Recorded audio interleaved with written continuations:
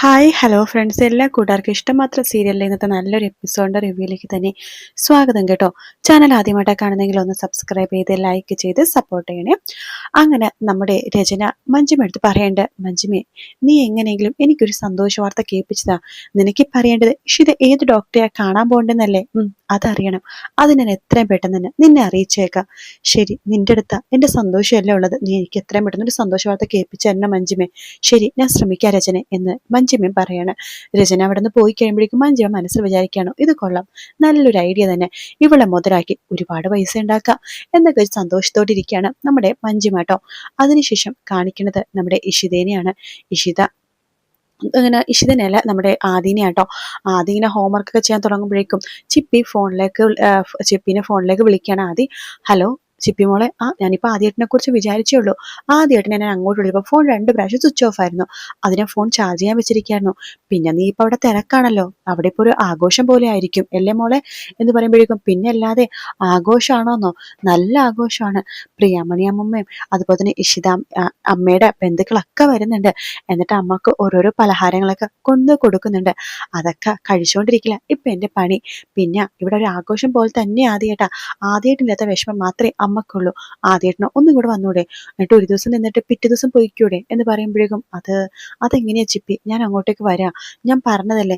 എന്നാ ആദ്യേട്ടനുള്ള പലഹാരം ഞാൻ കൊണ്ടുവന്ന് തരാം സ്കൂളിലേക്ക്. എനിക്കതൊന്നും വേണ്ടെന്നേ. സാരില്ല. അല്ല, ആദ്യേട്ടനും കൂടി ഇവിടെ വേണമായിരുന്നു. അതെങ്ങനെയാ ചിപ്പി, വിളിക്കാത്തിടത്തേക്ക് ഞാൻ വരിക എന്ന് ആദ്യം പറയാണ്. അപ്പൊ ഇതെല്ലാം തന്നെ ആകാശ് അപ്പുറം നിന്ന് കേൾക്കുന്നുണ്ട് കേട്ടോ. ആകാശിന്റെ മനസ്സിലൊരു ബുദ്ധി തോന്നുകയാണ്. അപ്പോൾ ചിപ്പി വേണ്ട, ആദ്യേട്ടനെ ഇവിടെ വിളിക്കേണ്ട ആവശ്യമുണ്ടോ, ഇത് ആദ്യേട്ടന്റെ വീടല്ലേ.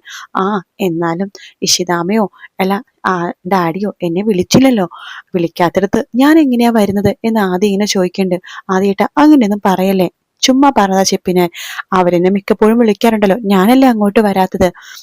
ആദ്യേട്ടൻ ഇപ്പൊ ഇങ്ങോട്ടേക്ക് വരാവോ മോളെ. ചിപ്പി ഇപ്പൊ എനിക്ക് വരാൻ പറ്റില്ല, പക്ഷെ ഞാൻ ഉടനെ തന്നെ വരാട്ടോ. പിന്നെ എനിക്ക് ഒരുപാട് ഹോംവർക്ക് ചെയ്യാനുണ്ട്. ശരിയെന്നാ. ശരി ആദ്യേട്ടാ എന്ന് പറഞ്ഞിട്ട് ചിപ്പിയും ആദ്യം ഫോം വെക്കാട്ടോ. ആ സമയത്ത് ആകാശിന് ഭയങ്കര സന്തോഷമായിട്ട് ആകാശ് ആദ്യം അറിയാതെ പതുക്കെ പതുക്കെ പുറകിലേക്ക് നടന്ന് തിരിച്ച് റൂമിലേക്ക് എത്തുന്നുണ്ട്. ശേഷം കാണിക്കണത് രചനയാണ്. രചന ആദ്യക്ക് ഭക്ഷണം വിളമ്പണ സമയത്ത് ചോദിക്കുന്നുണ്ട്, ചിപ്പി നിന്നെ വിളിച്ചിരുന്നോ എന്ന് ചോദിക്കുകയാണ്. വിളിച്ചിരുന്നോ, അല്ല അവള് വേറെ ആരെങ്കിലും വിളിച്ചിരുന്നോ എന്ന് ചോദിക്കുകയാണ്. വേറെ ആര് വിളിക്കാനാ എന്ന് ചോദിക്കുമ്പോഴേക്കും അവിടേക്ക് ആകാശും അതുപോലെ തന്നെ സുമിയും കൂടി വരുന്നുണ്ട്. ആകാശ് പറയുന്നുണ്ട്, മോനെ നിന്റെ മമ്മി ചോദിച്ചതിന്റെ അർത്ഥം നിനക്ക് മനസ്സിലായില്ലേ? അവിടെ ചിപ്പി അല്ലാതെ വേറെ ആരെങ്കിലും നിന്നെ വിലക്കുന്നുണ്ടോന്നാ ചോദിച്ചത്. വിലക്കാനോ? അവരെന്നെ എന്തിനാ വിലക്കുന്നത്? അല്ല, അവിടെ ഇഷിത പ്രഗ്നന്റ് ആണല്ലോ, അപ്പൊ നിന്റെ ആവശ്യം ഇപ്പൊ അവിടെ അവർക്ക് ഉണ്ടാവില്ലല്ലോ. കാരണം ഇത്രയും നാളാണെന്നുണ്ടെങ്കിൽ ഇഷിത പ്രസവിക്കില്ല എന്നൊരു വിചാരമായിരുന്നു എല്ലാവർക്കും. പക്ഷെ ഇപ്പതേ ഇഷിത പ്രഗ്നന്റ് ആണ്. അതുകൊണ്ട് എല്ലാവർക്കും ഇപ്പൊ ഇഷിതയുടെ വരവിന് വേണ്ടിയിട്ടല്ലേ കാത്തിരിക്കണത്. അവിടെ ഒരു ആഘോഷം തന്നെയായിരിക്കും. പക്ഷെ ആഘോഷത്തിൽ പങ്കെടുക്കാൻ വേണ്ടി നിന്നെ മാത്രം അവര് ക്ഷണിക്കുന്നില്ല. എന്താ മോനെ, ശരിയല്ലേ? നിന്റെ ഡാഡി നിന്നെ വിളിച്ചിട്ടുണ്ടായിരുന്നോ? ഇല്ലല്ലോ.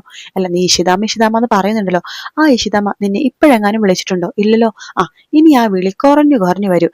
അവർക്കൊരു കുഞ്ഞുകൂടി ജനിക്കുമ്പോ പിന്നെ നിന്നെ വിളിക്കേയില്ല. പിന്നെ അവർക്കെങ്ങാനും ജനിക്കുന്നത് ഒരു ആൺകുഞ്ഞാണെന്നുണ്ടെങ്കിൽ നിന്നെ അവർ പൂർണ്ണമായിട്ട് മറക്കും.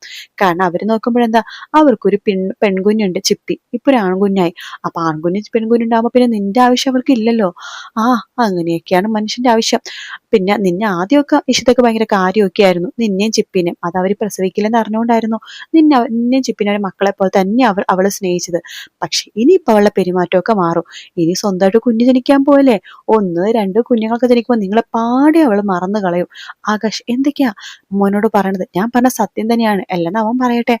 ഇത് ഈ ഇടയ്ക്കെങ്ങാനും മഹേഷോ അല്ലെങ്കിൽ ഇഷിതയോ അവനെ വിളിച്ചോന്ന് അവൻ പറയട്ടെ എന്ന് പറയുമ്പോഴേക്കും, എന്താ മോനെ, ഈ അടുത്തെങ്ങാനും നിന്റെ ഡാഡി നിന്നെ വിളിച്ചിരുന്നോ? പറ മോനെ, അവിടെ ആഘോഷങ്ങളൊക്കെ നടക്കുകയാണ്, നിന്നെ അങ്ങോട്ടേക്ക് ക്ഷണിച്ച് എങ്ങാനും അവര് വിളിച്ചിരുന്നോ? ഇല്ലല്ലോ എന്ന് ചോദിക്കുമ്പോഴേക്കും ആദ്യയുടെ മുഖമൊക്കെ അങ്ങോട്ട് മാറുക കേട്ടോ. അതൊക്കെ സത്യമാണെന്ന് ആദ്യക്ക് തോന്നിയത് കൊണ്ടിട്ടായിരിക്കാം ആദ്യം അവിടെ നിന്ന് എഴുന്നേറ്റ് പോവുകയാണ്. ആദ്യം എഴുന്നേറ്റ് പോകുമ്പോൾ തന്നെ രചന ചോദിക്കേണ്ടത്, ആകാശിന് സമാധാനമായല്ലോ, പാവം എൻ്റെ മോൻ ഭക്ഷണം കഴിക്കാൻ വേണ്ടി ഇരുന്നേ ഉള്ളൂ, അപ്പോഴേക്കും അവൻ ഭക്ഷണം കഴിക്കാതെ പോയി. ഞാൻ പറഞ്ഞത് സത്യം തന്നെയാണ് രചന, അവനത് ചെറുതായിട്ട് മനസ്സിലായി കഴിഞ്ഞു, അതുകൊണ്ടിട്ടാണ് അവൻ എഴുന്നേറ്റ് പോയത്.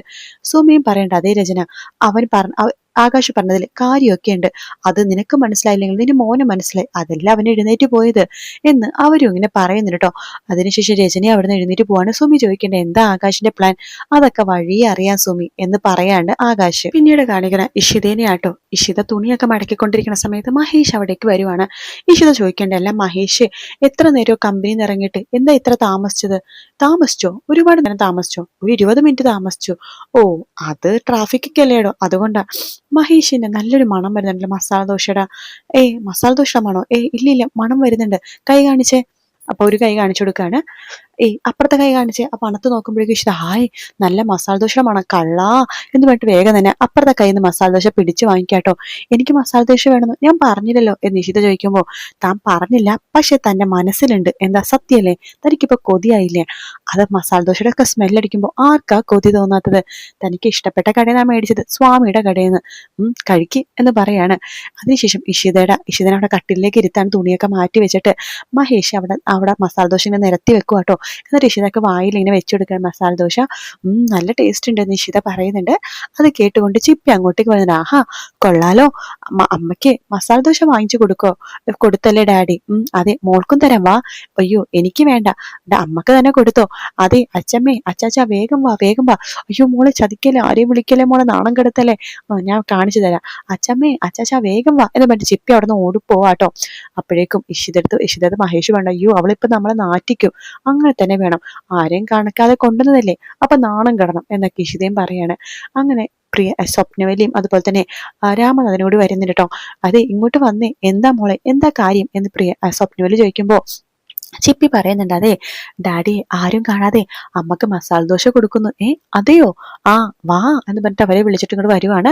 അപ്പോഴേക്കും രാമനാഥൻ പറഞ്ഞിട്ട് കൊള്ളാലോ മോനെ, മാസ് ഏതാന്ന് പോലും അറിയാണ്ട് ഭാര്യക്ക് കൊതിയാണെന്ന് പറഞ്ഞ് വാങ്ങിക്കൊണ്ടിരിക്കുകയാണ് എന്ന് പറയുമ്പോഴേക്കും സ്വപ്നവലി പറഞ്ഞിട്ട് അതെ അമ്മ നോക്ക് മോനെ, നിനക്ക് ശരിക്കും ഒരു കാര്യങ്ങളും മനസ്സിലായിട്ടില്ല. അതൊക്കെ മനസ്സിലാവണമെങ്കിൽ നിന്റെ അച്ഛനെ കണ്ടു പഠിക്കണം. ഓരോരോ മാസത്തിൽ എന്തൊക്കെ കൊതിയുണ്ടെങ്കിൽ നിന്റെ അച്ഛനെ കറക്റ്റ് ആയിട്ട് അറിയാം. ഓ സ്വപ്നം എന്താ ഞാൻ പറഞ്ഞ സത്യമല്ലേ? ദേ സത്യമായിട്ട് ഞാൻ പറഞ്ഞത്, ഓരോരോ മാസത്തിലെ ചടങ്ങ്, ഓരോരോ മാസത്തിലെ എന്തൊക്കെ കൊതി ഉണ്ടാവും, അതുപോലെ തന്നെ ഛർദിൽ ഉണ്ടാകുമ്പോ എല്ലാം നിന്റെ അച്ഛനറിയാവുന്ന പോലെ വേറെ ആർക്കും അറിയില്ല. പിന്നെ കുഞ്ഞെപ്പോ വയറ്റിൽ നിന്ന് ചവിട്ടോന്ന് പോലും നിന്റെ അച്ഛനറിയാം. ഞാനേ ഗർഭിണിയായിരിക്കുന്ന സമയത്തെ ഈ രാമന് ഒളിച്ചും പാത്ത് എത്ര മസാല ദോശ കൊണ്ടുവന്നിട്ടുണ്ടെന്ന് അറിയാവോ? എന്നിട്ട് ജനലിന്റെ അരികിലേക്ക് വെക്കും. എന്നിട്ട് വീട്ടിൽ കയറി വന്നിട്ട് വാതിലടച്ച് ജനലിന്റെ അരികത്ത് മസാല ദോശ എടുത്ത് എനിക്ക് തരുമായിരുന്നു. അപ്പോ മഹേഷ് വേണ്ട, ഈ അച്ഛനും ചമ്മി പോടവിടെ നിന്ന് എന്ന് പറയാണ്. സ്വപ്നം ഈ സ്വപ്നത്തിന് എന്താ എവിടെ പറയേണ്ടിയെന്ന് പോലും അറിയില്ല. എന്താ ഇതൊക്കെ ഇപ്പോഴല്ലേ പറയാൻ പറ്റുള്ളൂ. അത് മാത്രല്ല കുഞ്ഞു വയറ്റിന്ന് ചവിട്ടുമ്പോൾ പോലും രാമനറിയാം. സ്വപ്നം ദേ കുഞ്ഞു വയറ്റിന്ന് ചവിട്ടിയില്ലേ എന്ന് ചോദിക്കുമ്പോൾ കറക്റ്റ് ആയിട്ട് കുഞ്ഞു വയറ്റി ചവിട്ടിട്ടുണ്ടാവും. എന്നെ ഏറ്റവും കൂടുതൽ ചവിട്ടിയേക്കുന്നത് മഹേഷാണ് എന്ന് സ്വപ്നവല്ലി പറയുമ്പോഴേക്കും ചിപ്പി ചോദിക്കണ്ട് ഞാനും ചവിട്ടിക്കാണുമായിരിക്കോ എന്റെ മമ്മിയുടെ വയറ്റിലെ? അപ്പോൾ ഇഷിത പറയണ്ട് മോള് ചവിട്ടിക്കാണില്ല, മോള് നല്ല കുട്ടിയാണല്ലോ, പക്ഷെ ആദ്യമായിട്ടും ചവിട്ടിക്കാണും, മോളുടെ ഡാഡിയുടെ അതേ സ്വഭാവമാണല്ലോ ആദ്യമായിട്ടന് എന്ന് പറയുമ്പോൾ എല്ലാവരും ചിരിക്കാട്ടോ. ഈ ചിരിയും കളിയൊക്കെ കാണുമ്പോൾ മഞ്ജുമക്ക് ദേഷ്യം പറ്റണോ, എല്ലാവരുടെ ഒരു സന്തോഷം കണ്ടില്ലേ, ഈ സന്തോഷം കെട്ടടങ്ങി പോയാൽ മതിയായിരുന്നു എന്നൊക്കെ മഞ്ജുമ പെറുപെറുക്കുന്നുണ്ട് കേട്ടോ. അപ്പൊ ഇഷിത പറയണ്ട് ഞാൻ പറഞ്ഞിട്ടല്ലേ മഹേഷ് മസാല ദോശ വാങ്ങിച്ചു വന്നത്. അപ്പോ രാമനാഥൻ പറയണ്ട് അതെനിക്ക് മനസ്സിലായി മോളെ, അതാ ഞാൻ പറഞ്ഞത് ഓരോരോ മാസത്തിൽ എന്തൊക്കെ കൊതിയാണെന്ന് ഉള്ളെന്ന് ഇവനെ കറക്റ്റ് ആയിട്ട് അറിയില്ല എന്നൊക്കെ പറഞ്ഞിട്ട് അവര് പിന്നെയും ചിരിക്കാട്ടോ. അതൊക്കെ കണ്ട് മഞ്ജുമ ദേഷ്യത്തിൽ അകത്തേക്ക് പോയി വാതിൽ ലോക്ക് ചെയ്ത് അങ്ങനെ ഇരിക്കുകയാണ്. പിന്നീട് കാണിക്കണത് നമ്മുടെ രാമനാഥനെയാണ്. രാമനാഥൻ ഇഷിതയ്ക്ക് വേണ്ടി ജ്യൂസ് ഉണ്ടാക്കിക്കൊണ്ടിരിക്കുക കേട്ടോ. അപ്പോഴേക്കും നമ്മുടെ സ്വപ്നവലി വരുന്നുണ്ട്. അത് ഇതെന്താ രാമൻ ഉണ്ടാക്കണത് ജ്യൂസ്? സ്വപ്നം കുങ്കുമപ്പൂ എവിടെയാ ഇരിക്കുന്നത്? അയ്യോ കുങ്കുമപ്പൂവേ ജ്യൂസിലിടാൻ പാടില്ല രാമ, അതൊന്നും ഇഷിത കുടിക്കില്ല. അതെ കുങ്കുമപ്പൂ പാലിലാഴണ്ടെന്ന് എനിക്കറിയാം, അത് എവിടെയാന്നാ ചോദിച്ചത്? എനിക്ക് പാല് തിളപ്പിക്കാനാ. അതൊക്കെ ഞാൻ ചെയ്തോളാം, രാമൻ ഇതൊന്നും ചെയ്യണ്ട. അതെ ഇതൊക്കെ ചെയ്യാൻ എനിക്കറിയാം, തന്റെ പ്രസവ സമയത്ത് ഞാനാണ് ഇതൊക്കെ ചെയ്തത്, അതൊക്കെ നല്ല ഓർമ്മ എനിക്കുണ്ട്, ഞാൻ തന്നെ ഉണ്ടാക്കിക്കോളാം. ഇഷിത അവിടേക്ക് വരുന്നുണ്ട്. അയ്യോ അച്ഛൻ എന്തിനാ ഇതൊക്കെ ചെയ്യണത്? ഇതൊക്കെ ഞാൻ ചെയ്തോളല്ലോ. അയ്യോ അതൊന്നും വേണ്ട മോളെ, ഞങ്ങൾ രണ്ടുപേരുടെ ജീവനോടെ ഉണ്ട്, ഞങ്ങളിതേ നിന്റെ കാര്യങ്ങളൊക്കെ നോക്കിക്കോളാം എന്നൊക്കെ പറയാണ്. ഇഷിതക്ക് സന്തോഷാവാട്ടോ. മോള് വാ ജ്യൂസായി എന്ന് പറയാണ്. അങ്ങനെ ഇഷിതനെ അവിടെ കസേരയിലിരുത്തിട്ട് രാമനാഥനും അതുപോലെ സ്വപ്നവലിയും കൂടി ഇഷിതനെ കൊണ്ട് ജ്യൂസ് കുടിപ്പിക്കാട്ടോ. അത് കാണുമ്പോഴേക്കും മഞ്ജുമക്ക് ദേഷ്യം വരുവാണ്. ഇഷിത പറയേണ്ടത് നിങ്ങളുടെ സ്നേഹമൊക്കെ കാണുമ്പോൾ എനിക്ക് പേടിയാകുന്നു, എനിക്കൊന്ന് വലത്തെ പേടി പോലെ തോന്നുന്നു എന്ന് ഇഷിത പറയുമ്പോൾ രാമനാഥനും സ്വപ്നവലിയും പറയുന്നുണ്ട് മോൾ എന്തിനാ ഇങ്ങനെ പേടിക്കണത്? എല്ലാവരും ഒരുപാട് ആഗ്രഹിക്കുന്നുണ്ട്, പ്രതീക്ഷിക്കുന്നുണ്ട്, അതിനിപ്പോ എന്താ മോളെ, മോൾ അതൊന്നും ഓർത്ത് പേടിക്കണ്ട എന്ന് പറയുമ്പോഴേക്കും മഞ്ജിമ വരുന്നുണ്ട് കേട്ടോ. ആ ഞാൻ ഈ വീട്ടിലൊരു അംഗം തന്നെയാണ്, അപ്പോൾ രാമനെന്ന് പറഞ്ഞത് നിന്നെ ആരാടി അംഗമായിട്ട് കണ്ടേക്കണത്, മറ്റുള്ളവർ നശിക്കണത് പ്രാകാനും മാത്രമുള്ളൊരു ജന്മം എനിക്കിവിടെ കാണുമ്പോഴേ അറുപ്പാ മോളെ എന്ന് ഇഷിതെടുത്ത് രാമനാഥൻ പറയുന്നുണ്ട്. ഇഷിത പറയണ്ട് വേണ്ട അച്ഛാ, ഇതിന്റെ പേരിൽ ഒരു വഴക്ക് വേണ്ട. അതല്ല മോളെ, ഇവളുടെ നാവേ ശരിയല്ല, ഇവിടെ കാണുമ്പോൾ തന്നെ എനിക്ക് അറുപ്പും വെറുപ്പുമാണ്. മഞ്ജുമ പറയണ്ട് അച്ഛനെതിരെ എൻ്റെ ഒരു ദേഷ്യം കാണിക്കണത്. അല്ല ഇഷിത ഏത് ഡോക്ടറെ കാണിക്കാൻ പോണത് എന്ന് ചോദിക്കുമ്പോഴേക്കും സ്വപ്നമായി പറഞ്ഞിട്ട് അത് അവർക്ക് ഇഷ്ടപ്പെട്ട ഡോക്ടറെ അവർ കാണിച്ചോളും, നീ അത് അന്വേഷിക്കേണ്ട. അല്ല ഞാനൊരു നാട്ടുനടപ്പ് ചോദിച്ചല്ലേ, സാധാരണ പ്രഗ്നന്റ് ആകുമ്പോഴേക്കും ഏത് ഡോക്ടറെ കാണുന്നത് നിശ്ചയിച്ചിട്ടുണ്ടാവുമല്ലോ. ഇഷിത ഏത് ഡോക്ടറെ ഇഷിത കാണുന്നത് എന്ന് മഞ്ജുമ ചോദിക്കുമ്പോൾ ഇഷിത മഞ്ജുമയുടെ മുഖത്തേക്ക് നോക്കുന്ന ഭാഗത്തോടെയാണ് എപ്പിസോഡ് തീരുന്നട്ടോ. നാളത്തെ പ്രൊമോയില് ഇഷിത ആ ഡോക്ടറിന്റെ പേരെന്തോ പറയുന്നുണ്ടെന്ന് തോന്നുന്നു. മഞ്ജു അപ്പ തന്നെ രചനയെ വിളിച്ചത് പറയാണ്, അത് ഇഷിത കേൾക്കുന്നുണ്ട്. അപ്പ തന്നെ ഇഷിതക്ക് പേടിയാവാണ്, ഇഷിത പൊട്ടിക്കരയുന്നുണ്ട്. നമ്മുടെ മാഷ് വരുന്നുണ്ട്, മാഷിനോട് പറയുന്നുണ്ട് എൻ്റെ കുഞ്ഞ് അവരില്ലാതാക്കും, മഞ്ജുമ ചേച്ചിയും രചനയും ആകാശും എൻ്റെ കുഞ്ഞിനെ ഇല്ലാതാക്കും എന്നൊക്കെ പറഞ്ഞ് പൊട്ടിക്കരയാണ്. ഈ കാര്യം മാഷി രാമനോട് പറയുന്നുണ്ട്. അവള് ഭയങ്കര ടെൻഷനിലാണ്, അവൾക്ക് ഭയങ്കര വിഷമമൊക്കെ ഉണ്ടെന്നൊക്കെ പറയുന്ന ഭാഗത്തോടെയാണ് പ്രൊമോ തീരുന്നത് കേട്ടോ. വീഡിയോ ഇഷ്ടപ്പെട്ടാൽ ലൈക്ക് ചെയ്യുക, സബ്സ്ക്രൈബ് ചെയ്യുക, കമൻറ്റ് ചെയ്യുക. മറ്റൊരു വീഡിയോ ആയിട്ട് കാണാം. Take care.